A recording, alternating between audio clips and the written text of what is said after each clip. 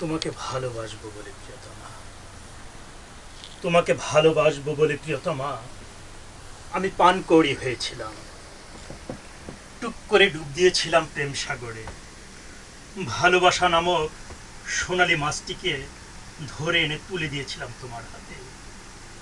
তোমাকে ভালোবাসবো বলে প্রিয়তমা, আমি চাঁদ হয়েছিলাম।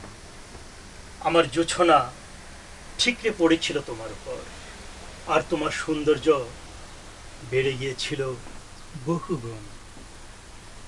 তোমাকে দেখে মনে হয়েছিল সাদা কাশফুল। তোমাকে ভালোবাসবো বলে প্রিয়তমা, আমি ময়ূর হয়ে নাচের ঝংকারে তুলেছিলাম। তুমি মুগ্ধ হয়ে আমার নাচ উপভোগ করেছিলে, আর অপলক দৃষ্টিতে তাকিয়েছিলে আমার দিকে। তোমাকে ভালোবাসবো বলে প্রিয়তমা, আমি লাল গোলাপ হয়েছিলাম, আর তুমি অনেক আনন্দে তুলে নিয়েছিলে আমাকে। তোমাকে ভালোবাসবো বলে প্রিয়তমা, আমি সাগর হয়েছিলাম। তুমি সেই সাগরে স্নান করেছিলে, আর আমার ঢেউ তোমাকে আলিঙ্গন করেছিল। তোমাকে ভালোবাসবো বলে প্রিয়তমা, আমি বাঁশি হয়েছিলাম, আর তার সুরের মূর্ছনায় তুমি পাগল হয়েছিলে।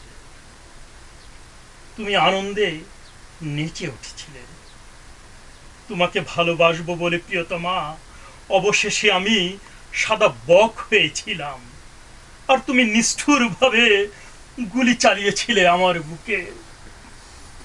আমি মৃত্যুর কোলে ঢলে পড়ে বলেছিলাম,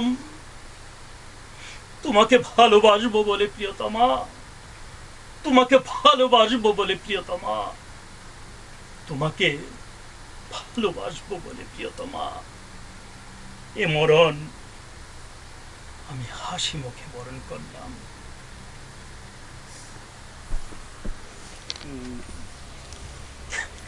কবিতাটি অ্যাকচুয়ালি আমার বহুত আগের লেখা। আমার বহুত আগের একটি বই, অনেক আগের একটি লাশের সংলাপ, বইটির নাম আসলে একটা পাণ্ডুলিপির মতো করেছিলাম।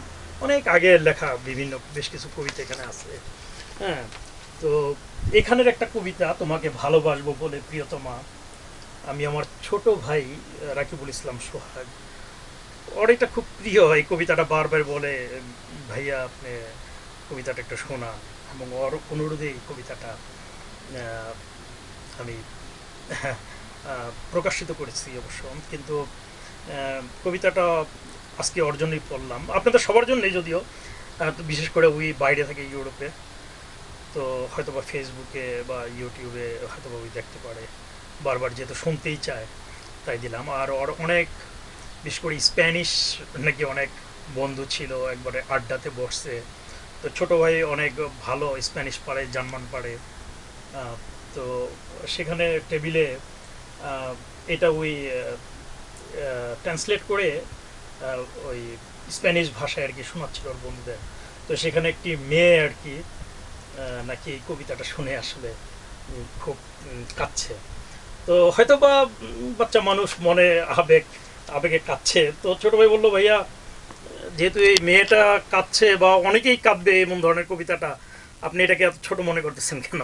এই কবিতাটা প্লিজ আপনি প্রকাশ করেন। পরে আমি একটা পত্রিকাতে এটা প্রকাশ করেছিলাম। তো এটা অনেকের কাছে ভাল লাগছে, যদিও আমার বাচ্চাকালের, বাচ্চা হাতের লেখা অনেক কিছু এখানে ভুলভ্রান্তি আছে, তারপরেও করলাম আর কি। যাক, সবাই দোয়া করবেন। ধন্যবাদ সবাই।